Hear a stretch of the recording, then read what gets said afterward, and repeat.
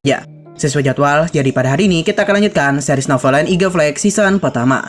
Pada episode minggu kemarin, Azula berhasil dibangkitkan berkat bantuan dari Sun Bingkong.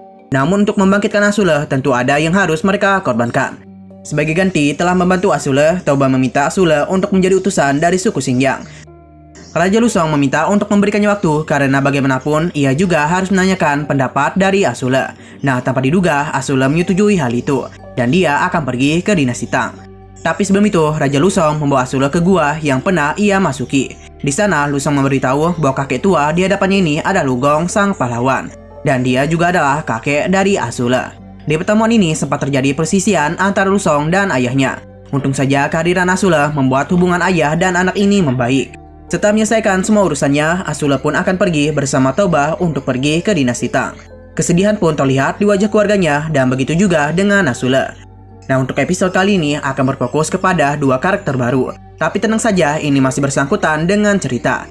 Oke, lanjut. Di sini kita diberitahu bahwa karena pemberontakan yang dilakukan oleh militer Yunao menyebabkan kekalahan besar kepada negara Nanhui. Bahkan akibat kekalahan ini, penduduk di pedesaan kelaparan.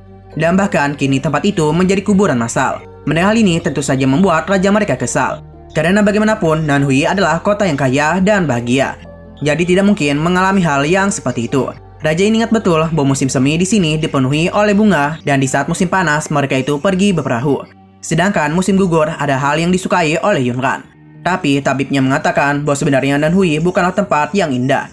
Dan apapun yang dikatakan oleh para penjaga tidak dapat dicari dalam sejarah Nanhui. Namun raja ini membenarkan itu semua karena ini merupakan pengalaman pribadinya. Jadi bagaimana bisa tabibnya itu mengatakan dirinya berbohong?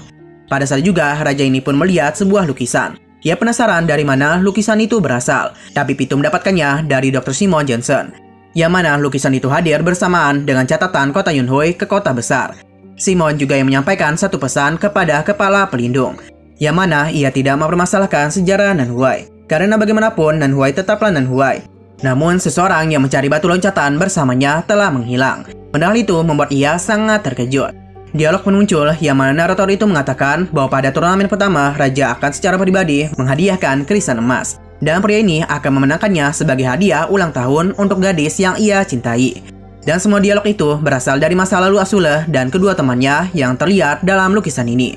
Kita pun dibawa keingatan masa lalu semua orang. Yang mana di sini ada dua orang misterius yang sedang melakukan perjalanan. Mereka mendengar langsung seseorang ditolak diberi makan oleh penjaga ini. Nah, kedua orang itu pun menemui si penjaga yang mana mereka bertujuan untuk mengunjungi Tuan Ji Xiangjeng. Pada awalnya, si penjaga ingin mengusirnya. Hingga kakek ini pun memberikannya sebuah cincin sebagai tanda. Penjaga itu pun akan memperlihatkan hal ini dulu. Nah, ternyata gadis yang di sebelah kakek ini menghilang. Kita lalu dibawa ke dalam kediaman keluarga Ji. Yang mana di sana sedang terjadi sparring antara dua pria.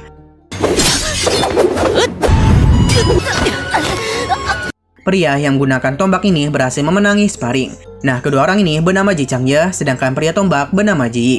Ji Changye kesal karena Ji Yi lebih dulu melepaskan senjatanya. Namun Ji Yi memberitahu bahwa senjatanya lepas dengan sendirinya. Himeken tahu bahwa Ji Yi meremehkan saudaranya. Tapi Ji Yi menjelaskan bahwa saat ini dirinya sedang terluka, jadi terlalu sulit bagi dirinya untuk sparring. Bahkan untuk membuatnya percaya, dia berencana untuk menyerahkan tombaknya. Himeken sangat kesal dengan sikap keras kepala dari Ji Yi. Padahal dia itu sudah cukup dewasa untuk berpikir dengan jernih. Namun sangat sulit baginya untuk mengajarinya. Bahkan ada pepatah yang mengatakan bahwa seorang pria rela menumpuk pikirannya dalam bentuk tubuhnya. Sedangkan Ji ini sama sekali tidak seperti itu. Dia sadar betul dirinya tidak pintar, bahkan membaca saja dirinya tidak tahu. Tapi ia ingat betul bahwa Himeken mengatakan Changye akan memimpin 3 pasukan di masa depan nanti. Jadi ia pun berencana untuk ke garis depan daripada harus menjadi cendekiawan. Perkataannya semakin membuat Himeken kesal. Apalagi seharusnya Ji berterima kasih kepadanya karena telah mau merekomendasikannya kepada Jenderal Shi untuk ikut dalam kompetisi pertarungan. Ji sama sekali tidak takut siapa yang akan dirinya lawan karena dia sangat percaya diri dengan kekuatannya.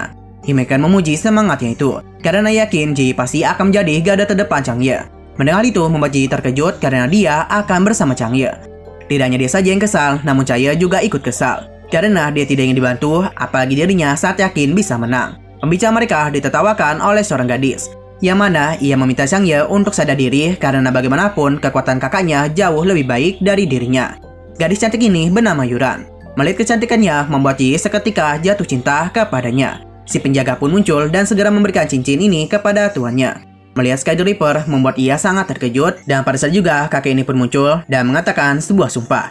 Ji Qianjian memberitahu bahwa sejak Jiang diusir dari klannya, maka saat itu juga keluarga Ji tidak memiliki Sky the Reaper. Kakek ini pun menjadi kesal karena keluarga Ji sudah enggan mewarisi kepercayaan Tiansu. Karena perbuatan mereka ini, maka seharusnya Ji Qianjian sudah tahu apa yang akan mereka dapatkan. Ji Chen segera memberikan Sky the Reaper Elang Xinjun kepadanya. Nah, kita akhirnya tahu bahwa nama si kakek ada Wing Tianjian. Ia memberitahu bahwa seni bela diri yang mereka miliki juga merupakan dari Sky the Reaper. Menyadari sesuatu yang berbahaya, Ji Chen segera bersiap. Ia juga meminta anak-anaknya untuk segera menjauh. Yuran segera mengajak Ji pergi. Di sini ia sedikit malu karena ada gadis cantik yang memegang tangannya. Nah, beberapa saat kemudian pertarungan pun terjadi di antara mereka. Ji是一门要偿还天驱给予的清君之鹰野原子，你们躲开啊！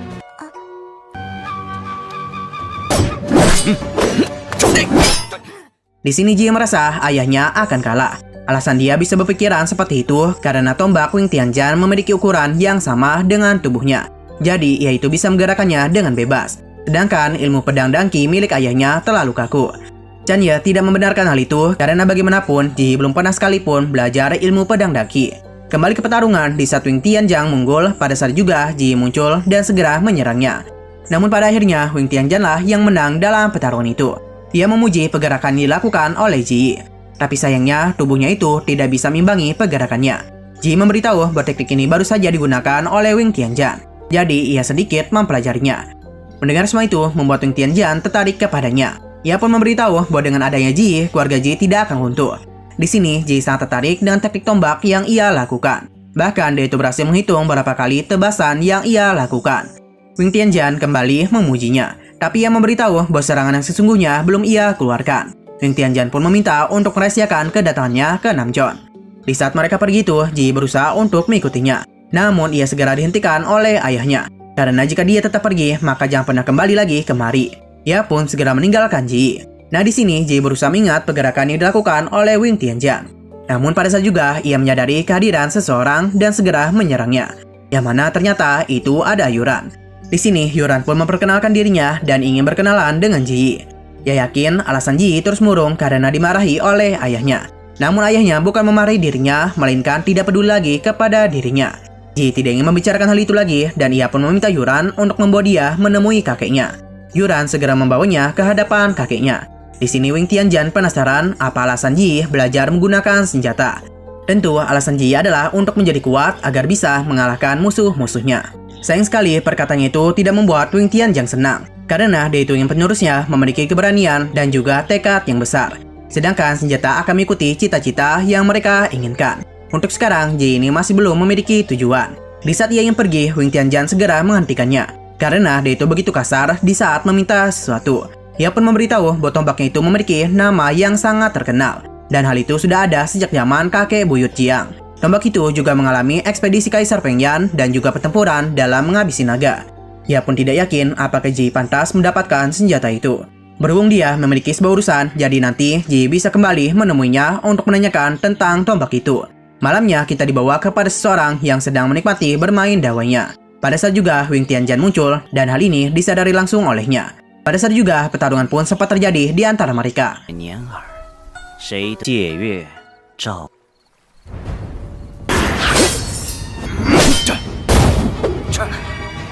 Wing Tianjian sangat terkejut karena teknik pedang Jingdu telah diwariskan kepada pria ini. Ia pun menanyakan apakah tuannya sudah meninggal.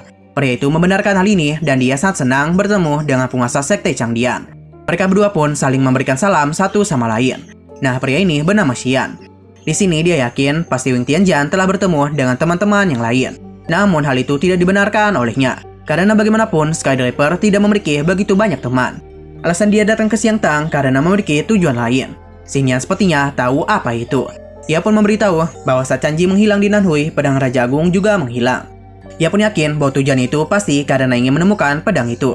Ternyata pedang kuno Chang Yuan ada kunci untuk membuka gudang senjata Heaven Driver.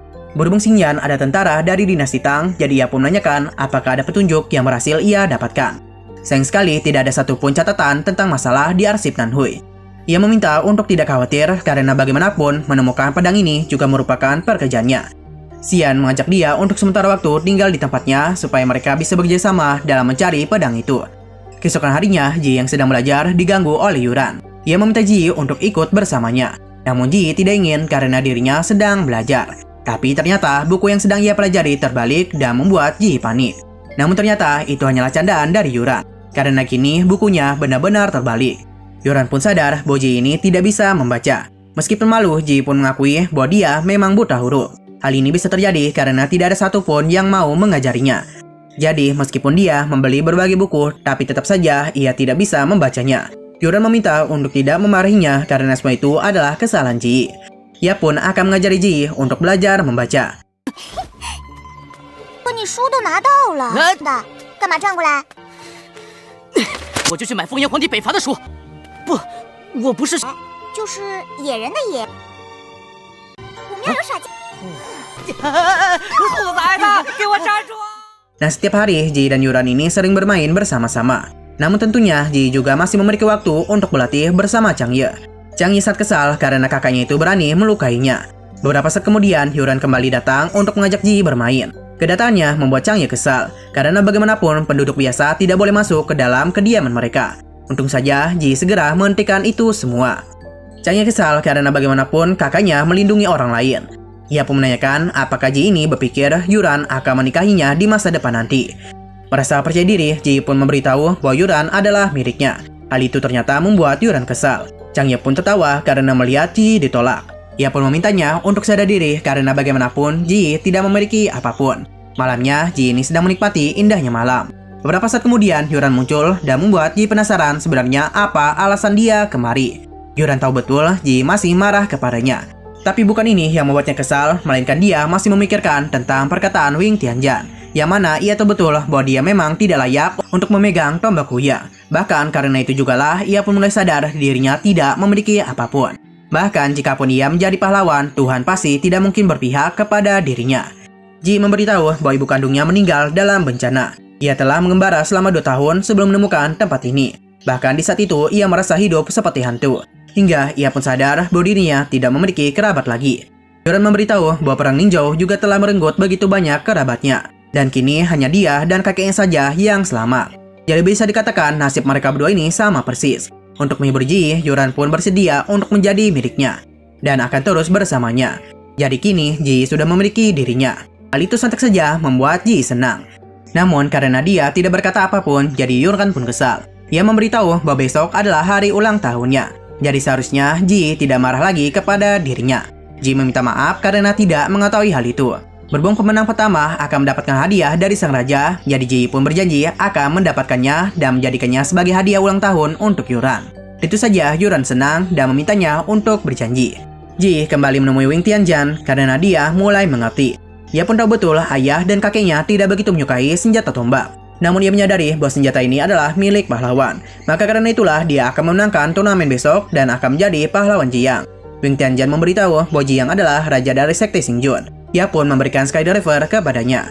Di malam sebelum pertempuran terakhir, ia menyarankan untuk meletakkan cincin itu di ujung jari. Karena ini merupakan sebuah kebiasaan mereka. Wing Tianjian pun mengajarinya sumpah Sky Driver. Di sisi lain terlihat ada seorang pangeran bernama Yoyin. Pamannya itu memuji kemampuan yang dia miliki. Nah, pemaisurinya meminta maaf karena Yoyin bersikap seperti itu. Namun, Bai Jinghong tidak begitu peduli. Karena dengan sikap seperti inilah pedang Chang Yun bisa dikendalikan.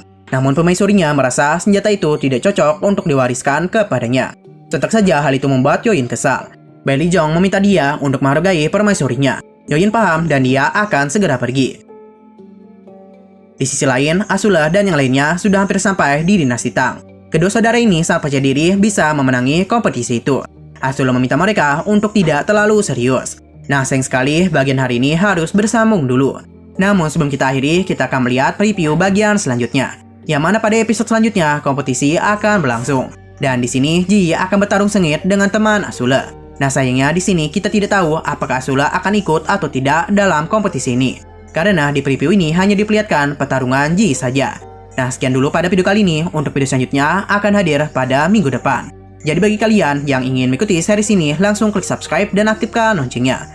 Oke, terima kasih yang sudah menonton video sampai habis. Jika kalian suka pada video ini, klik like dan share ke teman-teman kalian tentang channel ini. Dan ditunggu aja kelanjutannya.